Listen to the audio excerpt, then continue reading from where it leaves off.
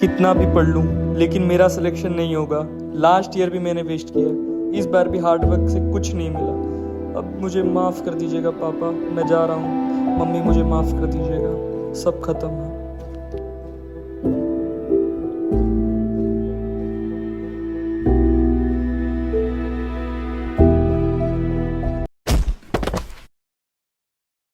Is coming from Kota in Rajasthan, where many students go to prepare for exams, and there has been another death by suicide, and this time it was a 17-year-old. Kota में NEET की तैयारी कर रही छात्रा ने की आत्महत्या। फांसी लगाकर 21 वर्षीय छात्रा ने की खुदकुशी। Another Kota student dies by suicide.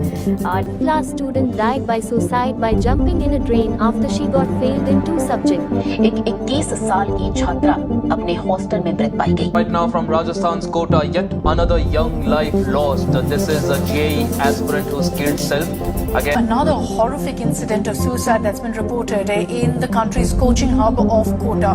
Another student has died by suicide. The student identified as Bharat Chauhan.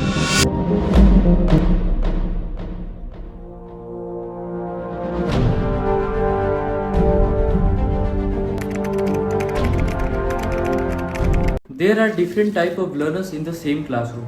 कोई कैनेस्थेटिक लर्नर है, कोई लिंग्विस्टिक लर्नर है, कोई स्पैटियल है, कोई ऑडिटोरी है, कोई नेचुरल लर्नर है। मगर हमारा एजुकेशन सिस्टम सिर्फ एक ही लर्नर को इनकरेज करता आया है, वो है रट्टा मार लर्नर, जो स्मार्ट नहीं लेकिन चतुर हो। इसे ही अपॉर्चुनिटीज़ भी ज़्यादा मिलती है क्योंकि नंबर इसके ही ज़्यादा आ जाते हैं। हो सकता है कि मैं और आप एक काइनेस्थेटिक लर्नर, हो सकता है कि मैं और आप एक ऑडिटोरी लर्नर, काइनेस्थेटिक लर्नर अगर हों तो हम क्रिएटिव चीज़ें ज़्यादा सीख पाते हैं, हम खुद से किया हुआ काम जल्दी सीख पाते हैं, हम क्लासरूम में बैठकर फोकस नहीं कर पाते। अगर हम ऑडिटोरी लर्नर हैं तो हम चीज़ों को सुनकर सीख पाते हैं।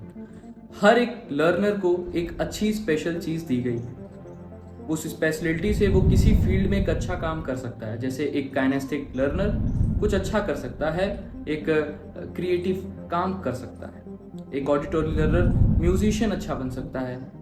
और कुछ लोगों की मेमोरी बहुत अच्छी होती है, कुछ लोग फोटोजेनिक मेमोरी वाले होते हैं। वो किसी चीज़ को पढ़ लेते हैं तो वो स्कैन कर लेते हैं, उन्हें वो चीज़ बहुत ज़्यादा लंबे समय तक याद रह जाती है, तो वो एक अच्छा ट्रैवल गाइड बन सकते हैं। लेकिन होता क्या है, होता ये है कि हमें एक ही तराजू में तौल दिया जाता है। महाभारत में भी जब गुरु द्रोण ने पांडवों और कौरवों को शिक्षा दी थी तो उन्हें उनके स्किल और इंटरेस्ट के बेस पे शिक्षा दी थी। लेकिन हमारे साथ क्या होता है, हमें एक बंच ऑफ बुक्स पकड़ा दिए जाते हैं, हमें कह दिया जाता है कि यही तुम्हारी ज़िंदगी की राह तय करेगा, यही हमारे सक्सेस का एकमात्र रास्ता है। और फिर शुरू होती है प्रेशर की जर्नी। हाँ, प्रेशर की जर्नी। बचपन में ही ज़्यादातर पेरेंट्स अपने बच्चों को ये सिखा देते हैं कि पढ़ोगे लिखोगे तो होगे नवाब, खेलोगे कूदोगे तो बनोगे खराब। कितनी घटिया सी लाइन।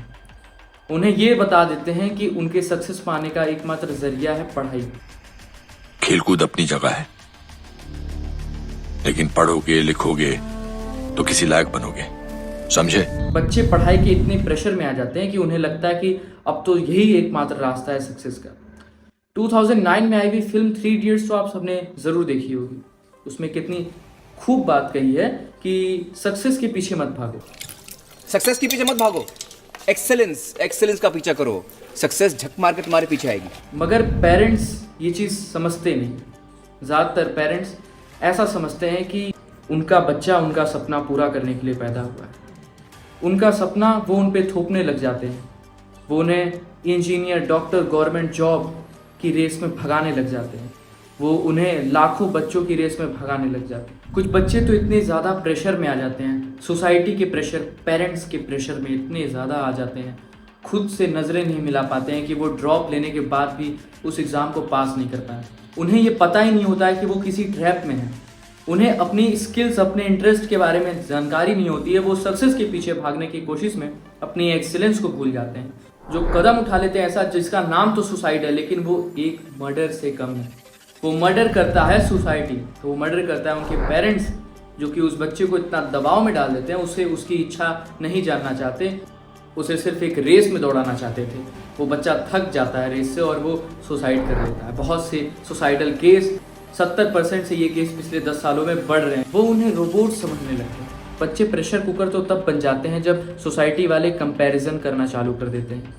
सोसाइटी वाले उनसे उसी प्रकार से बिहेव करते हैं। अगर कोई टॉपर लड़का है या लड़की है तो उसे एक अच्छी नज़र से देखते हैं, और अगर कोई कम मार्क्स वाला है लड़का लड़की तो उसे समझते हैं कि ये तो गधा है, ये तो अपनी लाइफ में कुछ नहीं कर पाएगा। तो बच्चों के दिमाग में बचपन से ही ये सारी चीज़ें, ऐसा इन्वायरमेंट क्रिएट कर दिया जाता है उनके सराउंडिंग में कि वो इस ट्रैप में फंसते जाते हैं। कंपैरिजन चालू हो जाते हैं कि देखो मिश्रा जी की बेटी 98% स्कोर की, शर्मा जी का बेटा 97% स्कोर किया, तुमने कितना किया। स्कूल में भी आपने देखा होगा कि जो आगे फ्रंट बेंच वाले बच्चे होते हैं उन पे टीचर्स ज़्यादा फोकस करते हैं। उन्हें लगता है कि ये टॉपर्स हैं। जो टॉपर्स होते हैं उनके साथ अच्छा बिहेवियर तो होता ही है, बाकी बच्चों के साथ कहीं ना कहीं कुछ दुर्व्यवहार सा हो जाता है। होता ये है बच्चे के साथ कि जो पहली बार जब वो स्कूल आया था तो उसका माइंड बिल्कुल खाली था। वो इतना क्रिएटिव था कि वो कुछ भी बियॉन्ड लेवल का सोच सकता था और उसे अपनी लाइफ में पूरा कर सकता था, अचीव कर सकता था।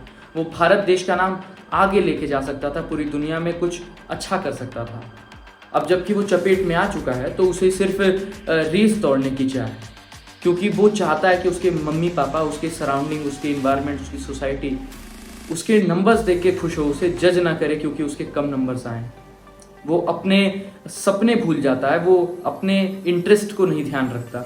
वो सिर्फ नंबर्स, एकेडमिक स्कोर करने के लिए पढ़ाई करने लगता है और रट्टा मारने लगता है। लेकिन वो सक्सेस ढूंढेगा कहाँ, शायद उसे पता नहीं। 90% स्टूडेंट्स या तो डॉक्टर बनना चाहते हैं, इंजीनियर, या तो गवर्नमेंट जॉब पाना चाहते हैं। उन्हें लगता है कि ये जॉब सिक्योर है। तो आइए देखते हैं कि ये क्या सच में सिक्योर है, इनमें होने के चांसेस कितने हैं। पिछले साल जेईई मेंस की बात करें तो वहाँ पे एप्लीकेंट्स थे 11 लाख प्लस स्टूडेंट्स, और वहाँ पे सीट्स थी सिर्फ 17,500। तो बाकी के बचे 10,82,500 बच्चे फेल। पिछले साल नीट MBBS एग्ज़ाम की बात करें तो एप्लीकेंट्स की सीट्स थी सिर्फ 48,000, और नीट यूजी 2023 की बात करें तो वहाँ पे एप्लीकेंट्स थे 20 लाख से भी ज़्यादा। गवर्नमेंट एग्ज़ाम की बात करें तो वहाँ पे एक्सेप्टेंस रेट है सिर्फ 0.5%, यानी हर 1000 बच्चे में 5 ही बच्चा पास हो पाता है, 5 ही बच्चे को गवर्नमेंट जॉब मिल पाती है। तो बाकियों का क्या होगा? ये जो मैक्सिमम नंबर है उनका क्या होगा? ये जो मेजॉरिटी है उनका क्या होगा? या तो बाकी के फेल हुए बच्चे किसी प्राइवेट कॉलेज में एडमिशन ले लेते हैं, या तो वो गवर्नमेंट जॉब की तैयारी के लिए 1 साल ड्रॉप ले लेते हैं, या नीट एग्ज़ाम या जेईई एग्ज़ाम की तैयारी के लिए ड्रॉप ले लेते हैं। आइए दोनों टाइप के स्टूडेंट्स पे नज़र डालते हैं। ड्रॉप लेने के बाद स्टूडेंट ने 1 साल जम के तैयारी करता है और फिर अगले साल एग्ज़ाम्स के लिए अप्लाई करता है, लेकिन हाल तो वही है ना, होना तो सिर्फ कुछ ही बच्चों का है और एग्ज़ाम में एप्लीकेंट्स बहुत ज़्यादा, तो होने की यहाँ पे भी प्रोबेबिलिटी बहुत कम होगी। और मान लिया कि एग्ज़ाम्स में फिर से वो क्लियर नहीं कर पाया, तो या तो वो दोबारा ड्रॉप लेगा, या तो अब की बार वो कोई नया रास्ता ढूंढेगा। अब क्योंकि उसके पेरेंट्स ने उसे पढ़ाने के लिए, उसकी कोचिंग के फीस के लिए, उसके अब तक की फ़ीस के लिए, कॉलेज की फीसेस के लिए कहीं ना कहीं लोन लिया होगा, क्योंकि हमारे यहाँ इंडिया में सबसे ज़्यादा मिडिल क्लास फैमिली, हमारे यहाँ रिच 1% है।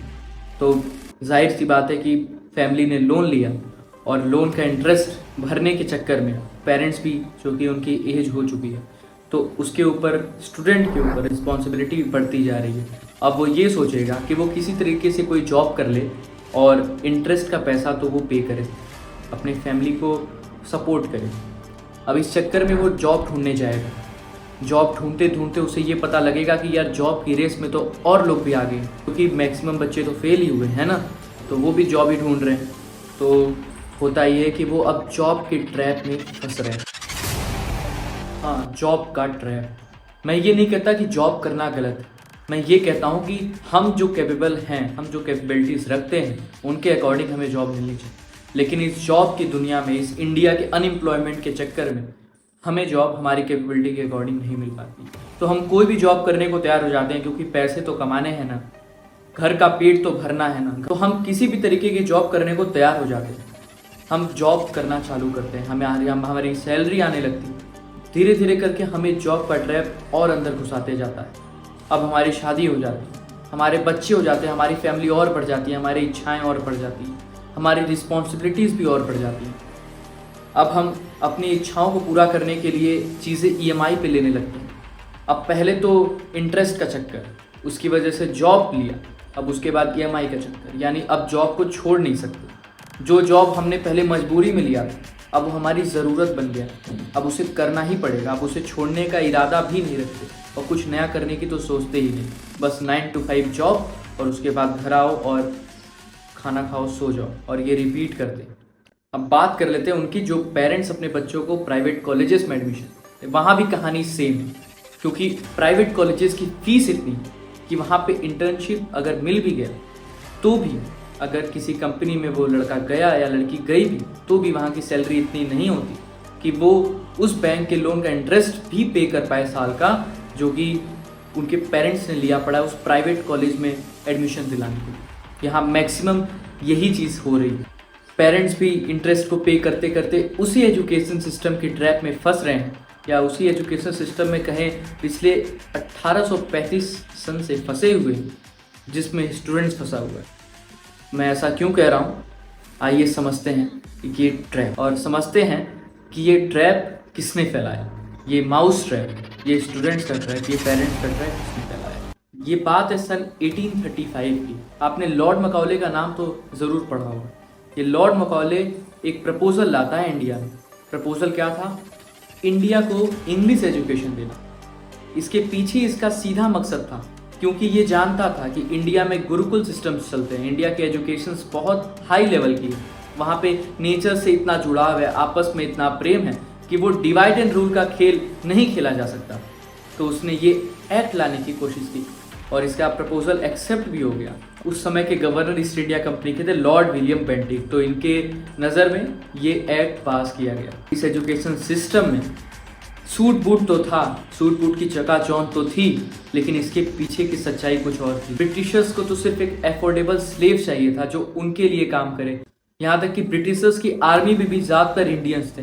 ब्रिटिशर्स तो बहुत थोड़े थे, इंडियंस इतने थे कि वो चाहते तो ब्रिटिशर्स को कब का भगा देते, हमें इतना इंतज़ार नहीं करना पड़ता। लेकिन ब्रिटिशर्स ने इतनी बड़ी गंदी चाल चली, घिनौनी चाल से हम लोग इतने साल तक गुलाम बने। उन्होंने हमारे एजुकेशन में ही फेरबदल कर दिया। उन्होंने इंग्लिश को इतनी प्रायोरिटी दी, उन्होंने इंग्लिश को एक लैंग्वेज की तरह नहीं, एक स्टेटस सिंबल की तरह हमें दिखाया कि जो इंग्लिश बोल लेता है, जो इंग्लिश मैन है, वो हमसे ज़्यादा सुपीरियर है और हम उनसे कम हैं, हम छोटे हैं उनसे, हम उनके स्लेव्स हैं। उन्होंने इस तरीके का एनवायरनमेंट क्रिएट कर दिया कि हम इस चीज़ को मानने भी लगे। उन्होंने मार्क्स को ज़्यादा प्रायोरिटी दी, उन्होंने क्रिएटिव लर्निंग को इंडिया की दबा दी। हमारे गुरुकुल्स में होता था कि वहाँ पे काउंसलिंग की जाती थी, वहाँ पे कन्वर्सेशंस होते थे टीचर और स्टूडेंट्स के बीच में। लेकिन इस इंग्लिश एजुकेशन में क्या हुआ, हमें कोई काउंसलिंग नहीं दी गई, हमें टीचर्स बात भी नहीं करते थे क्योंकि हम इंडियंस हुआ करते थे। ये गंदा एक्ट था इंग्लिश एजुकेशन एक्ट 1835। देश तो आज़ाद हो गया, लेकिन ये एजुकेशन सिस्टम अभी भी उसी चपेट में रह गया। आज भी हम उसी 1835 के एजुकेशन एक्ट को फॉलो कर रहे हैं, आज भी हम उसी एजुकेशन पॉलिसी से काम कर रहे हैं। आज भी हमारे लोग रट्टा मारने को ज़्यादा फोकस करते हैं, उन्हें ज़्यादा इंकरेज किया जाता है। आज भी एजुकेशन में कोई बदलाव नहीं आया। हमारे फ़ोन्स तो अपग्रेड हो गए, हमारे लैपटॉप्स, हमारे टेक्नोलॉजी तो अपग्रेड हो गई, लेकिन हमारा एजुकेशन सिस्टम, हमारे पढ़ाने का तरीका वही रहा। कैसे बढ़ेगा इंडिया, कैसे विश्वगुरु दोबारा बनेगा इंडिया? सल्यूशन क्या है? प्रॉब्लम्स तो बहुत हैं, लेकिन सल्यूशन क्या है?